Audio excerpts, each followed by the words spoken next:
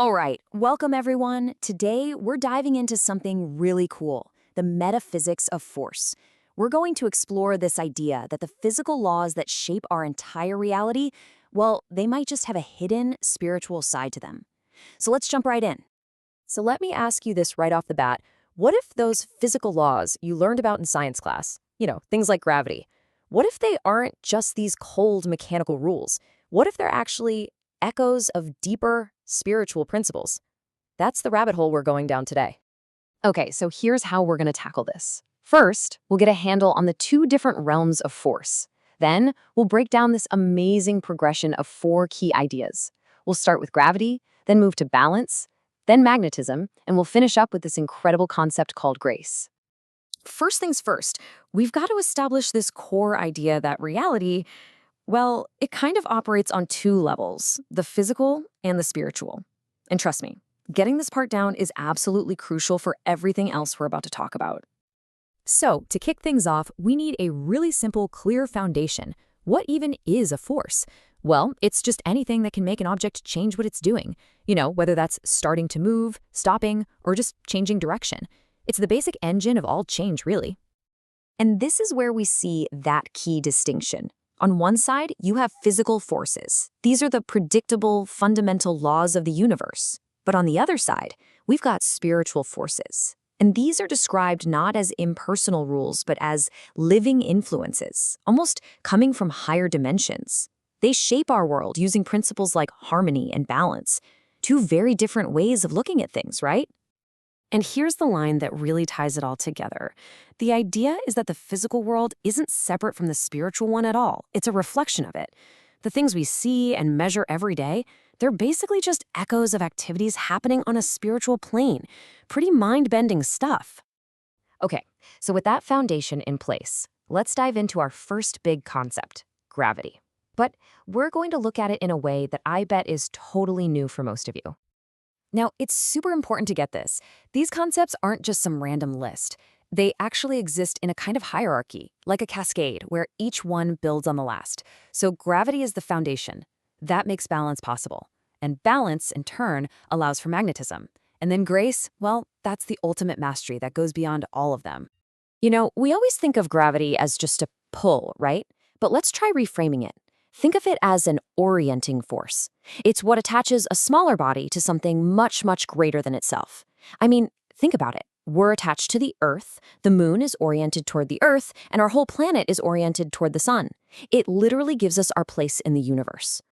So, what's the spiritual parallel to that? Well, if physical gravity orients us in space, spiritual gravity is the force that orients our lives toward a central purpose or some higher ideal. It's that pull from our core values, the thing that keeps us anchored and gives our life meaning and direction. Okay, so once you have that orientation from gravity, you can start to achieve our second concept, the principle of balance. Physically speaking, our sense of balance is directly tied to how well we've mastered gravity. It's all managed by these tiny organs in our inner ear, and it's all about maintaining our center of gravity. You know what happens when we lose that center? We fall. And spiritually, the exact same principle applies. Balance is the measure of how aligned you are with your central ideal, your spiritual center of gravity.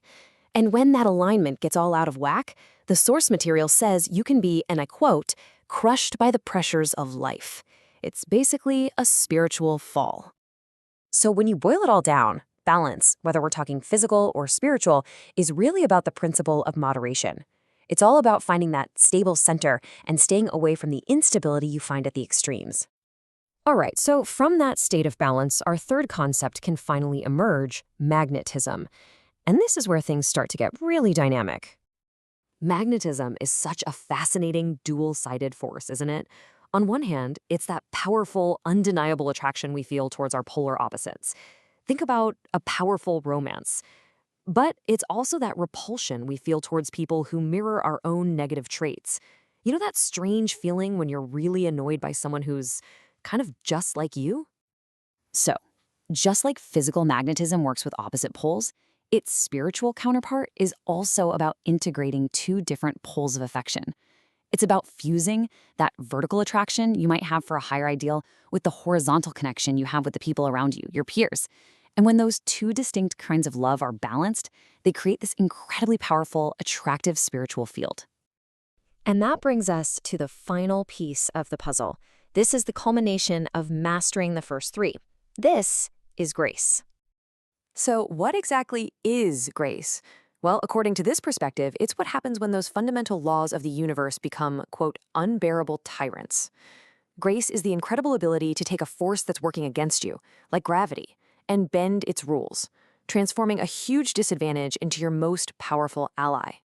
And you see this in action everywhere if you look for it. Think about a martial artist who seems to just defy gravity, or a dancer who becomes almost weightless. A pilot uses the laws of aerodynamics to literally conquer gravity's pull. And a sailor? They use flotation to master the sea. All of them are demonstrating grace by turning a fundamental force into their partner. So, after walking through this whole cascade of concepts, from gravity all the way to grace, the main takeaway becomes pretty clear. The physical and spiritual worlds, they aren't separate.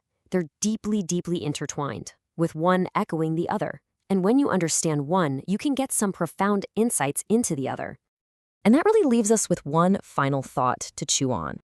If the physical world around us, everything we see and touch, is truly an echo of deeper spiritual laws, then what messages are hidden in the simple act of a falling leaf, or the perfect balance of a stone, or the pull of a magnet?